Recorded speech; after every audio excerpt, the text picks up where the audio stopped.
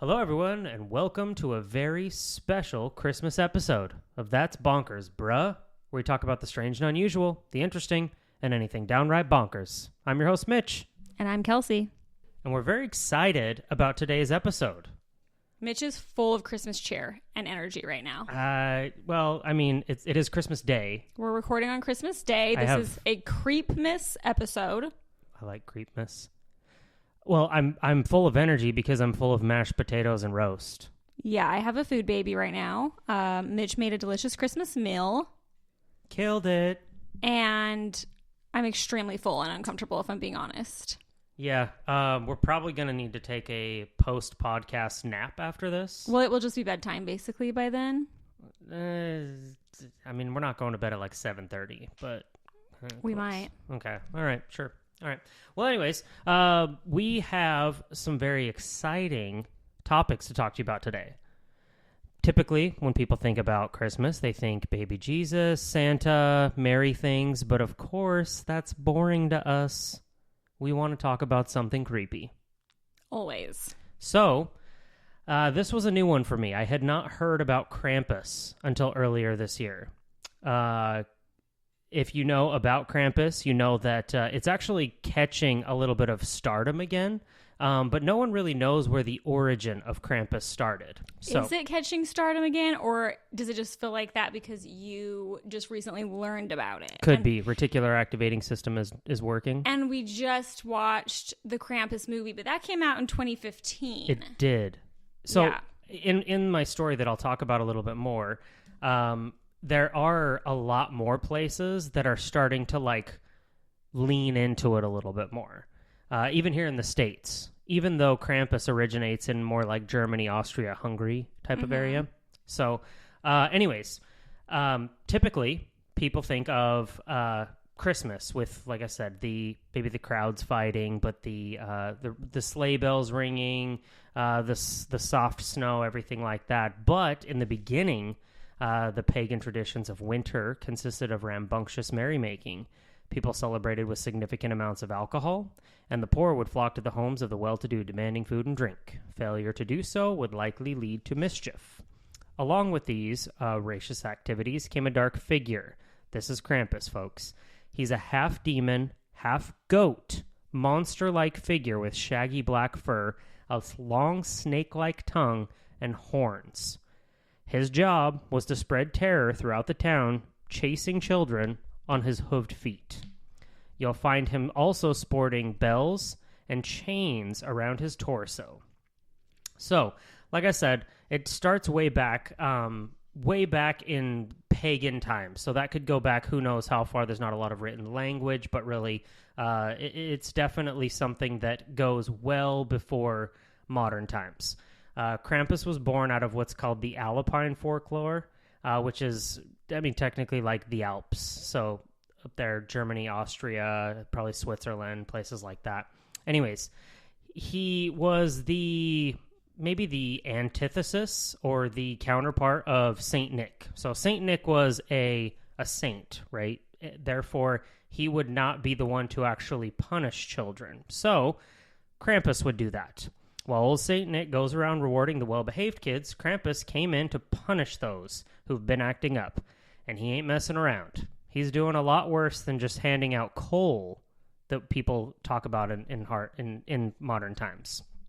Our anti-hero is known to carry around a bundle of birch sticks ready to whip deviant children into submission. He also sports a basket strapped to his back that he can take the worst ill-behaved children back to his lair, and which is basically hell. So Krampus is more than just a figment, if you will. It's lore, but they really lean into this. Krampus meaning claw, I guess, in an old Germanic language. Mm-hmm. Which is fitting, because if you've seen the movie, if you've ever seen pictures or figures or anything like that, he's got these really gnarly, claw, bony, finger, hand things. Really creepy stuff. Anyways, and I guess if you want to use this for next Christmas, keep this in your back pocket and you can threaten your kids with Krampus. Yeah. Because Cole doesn't seem to be doing it for some of these damn kids anymore. Definitely not. So, but anyways, I mean, he was a scary one because whipping kids, he would chain them up, but they would even threaten them with kidnapping, drowning, and that he would eat the children. Oh, wow, that's dark. It's a dark past. Like I said, people don't really know exactly when it started, but it was really one of the pagan celebrations during the winter solstice. They're the shortest night of the year. Dates back to sometime in Germanic folklore, and some speculate that he is the son of Hel. I think it's Hel, I don't know, the Norse god of death and the underworld. Others believe that he may have originated from a horned goat of witches. Did you know that one? I did not. A deity found in Wicca and some forms of neo-paganism. The horned goat is associated with wilderness, nature, and hunting. He is depicted with a beast head and horns and symbolizes the union of the divine and the animal. With the spread of Christianity, this friend of ours, Krampus, became closely associated with Christmas, much to the chagrin of the Catholic Church, who attempted to ban him due to his strong resemblance to the devil. It wasn't the only time there was an attempt to thwart the Christmas devil, but Krampus always prevailed. For people in the Alpine religions, celebrating Krampus is much a part of winter customs as taking photos with Santa is to us in the Americas. The Yuletide traditions begin in early December and continue throughout the month. Although some of these celebrations may seem ghoulish to those that think of Christmas as the most wonderful time of year, there's a way of celebrating the dark and light parts of the season. So, going back to, it's called, I think, Krampusnacht. It's German, so I don't know. Oh, yeah, I saw that word I don't too. know. Starts off December 5th, or the eve of St. Nicholas Day. Tradition is that the kids would leave a shoe outside. The next morning, they would get their first warning. If they were behaved, their shoe could be filled with presents left by the saint. If they were naughty, Krampus may leave a birch stick. Just a little threatening tool. They're going to get lashed. These days, Krampusnacht is more of a celebration. They will do the feasts and everything like that, but it's very closely associated with running these days. Running, yeah. There's a Krampus loaf. I don't know how to speak German, but something along that line. It's like the Krampus crawl. Essentially, that's what it is, yeah. And that's, I think, part of the reason that it caught on so much in the United States is that not only we love to do our holiday runs, not we as in me, I hate running. Yeah, but I don't run.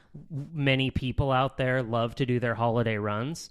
And so this Krampus really caught hold in the early December months, or early days of December, excuse me. Early December months. So that they could basically find another reason to dress up in these furry costumes with horns and whatever and do a little, quote, fun run, whatever that means. So my understanding is that they just basically dress up in scary costumes and drink all day and go around scaring kids. There's plenty of that as well. That's more of the Krampusnacht, I think. It's like the celebration of the eve of St. Nicholas. But this Krampuslauf, or however the hell you say it, is the annual Krampus run. Originally, the idea was was to ward off evil spirits, though that sentiment might still remain intact some places. It appears that now it's mostly about getting slashed at and wearing amazingly horrific costumes while running the streets, harassing festival goers. And like I said, this article specific that I read says that it's now spread out into cities like L.A., San Francisco, Portland, New Orleans, even in Bellingham, Washington. Saw one also in I think it was Columbus, Ohio. Oh, random. Didn't you say something about having something like that here? Yeah, it's called the Krampus crawl, and it's a no-go. So there it is. But yeah. I don't know what it is. I don't know if it's a bar crawl, or I don't know if it's a run. I don't know if people dress up. I have no idea. Just one of my clients was telling me about it. I don't know. All I know is that Krampus was new to me. It's very fun. I'm going to now use it to threaten children, our own specifically. Our own. So I hope just our own. Because it seems way better than just like, oh, you better be good, better not shout, Yeah. better not cry, because Santa's going to bring you coal. No, you're going to Yeah. get whipped by Krampus. Krampus is going to be a part of our tradition now, I feel. I think it needs to be. Because our kids, they're into creepy stuff too. The apple does not fall far from the tree. And I want to talk about the movie again, back to the movie, that one that came out in 2015. I love to watch horror movies with my kids that are PG-13 because then they're not too scary, they're not too messed up. And I like creepy stuff, but I don't really like rated R horror movies because they're always like too gory or too intense or just like too messed up. So I like it when we can watch like just a corny little PG-13 horror movie with the kids. And Krampus was honestly so good. Our kids had such a good time watching it. Yeah, it was really fun, actually. Yeah, it was fun. It was a good family bonding experience. Yeah. So, and not too scary. Not just too a scary. little suspenseful. Just scary enough. Just scary enough. It was great. It was the implied horror, I think, more than anything. Yeah, and for reference, our kids are 8 and 12. Yeah. So if you have kids around that age who like stuff like that, family movie night. Our friends said they saw it, and they have kids younger than us. Yeah. So, anyways, I think that's pretty much all I have about Krampus. But what you got? Oh, and I was just going to say, too, that, like, every time I talk about Krampus, everybody looks at me like I have two heads. They like, very few people have actually heard of him, I feel like. So, anyway, so now, I might have already said that. But now, more people will know.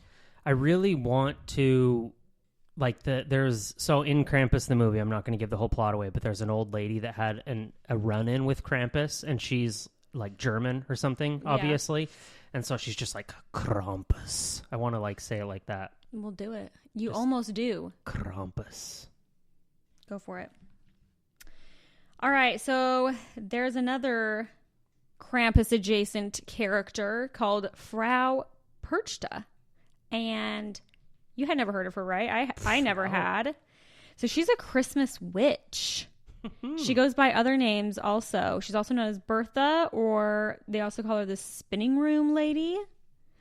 She's a Christmas witch and a winter goddess from Alpine folklore in Austria and Germany. Okay. Her appearance is often depicted as an old crone with a long curved nose, a webbed foot, and dressed in rags. She may also appear as beautiful and white as snow. She's known for punishing the bad and rewarding the generous, and her punishments include ripping out a person's guts and replacing them with straw and rocks. Wow. Yeah, very intense. She has much displeasure over a messy home or idle hands. In most versions from the Christian era, the goddess figure is obsessed with household chores, especially spinning. If your house isn't scrubbed clean and you haven't finished spinning all your flax by the 12th night, also known as Perchentag, I think is how you say it, she may slit your belly open, rip out your innards, and stuff you with straw, rocks, and bits of glass. She also disembowels lazy children. Even if your house is tidy, you best not forget to leave her a tribute, which varies by region. So in some regions, it's dumplings. Some of the other regions, it's porridge that they leave her. Sometimes it's eggs. So that's the lore, that you have to leave her an offering so that she doesn't rip out your bowels. That's bonkers. It's an intense one, and apparently she's been around longer than Krampus. Okay. And sometimes she'll kind of be associated with him, almost like that she's the wife of Krampus or something, but that's not so. Yeah, well, it's interesting that they stem from the same area, and like where Krampus / the horned goat man, or whatever they called him, is based in Wicca, where she's a witch and everything like that. I can understand how people would associate. Yeah, them well, it closely. both kind of comes from like paganism and stuff. It's kind of like rooted in the same thing. Mm-hmm. But so she started out as not such a horrid creature back in the day. So how did a powerful goddess, because she started out more like a goddess, diminish into a violent and ugly hag obsessed with domestic chores?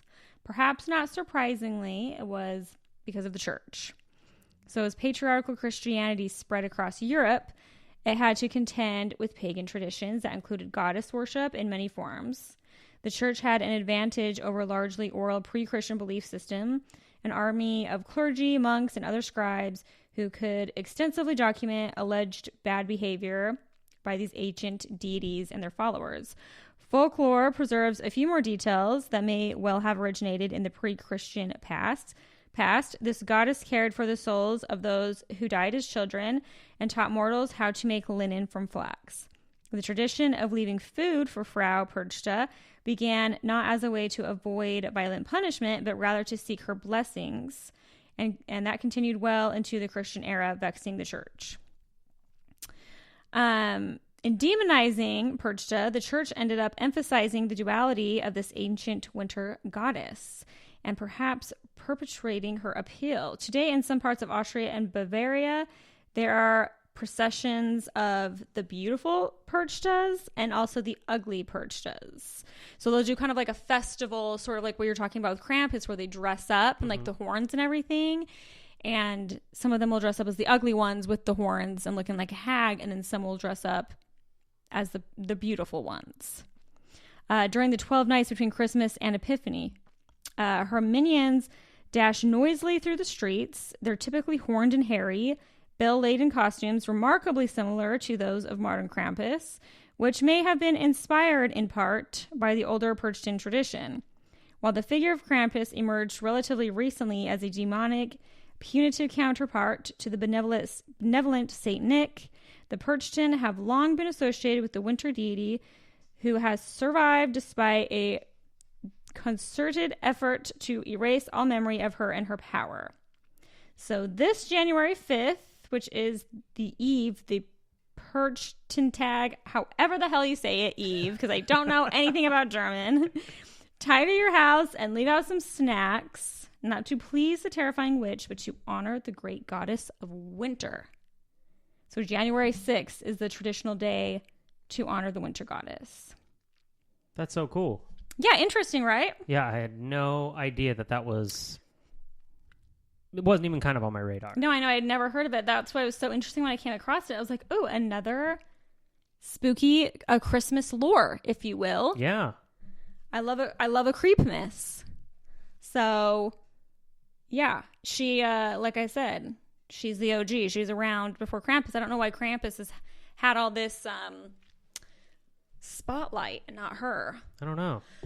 You know? I hear what you're saying. Interesting. But... so fun. Yeah, we got invited to go to a Krampus-themed bar here in Charlotte, and that's kind of what inspired this whole thing.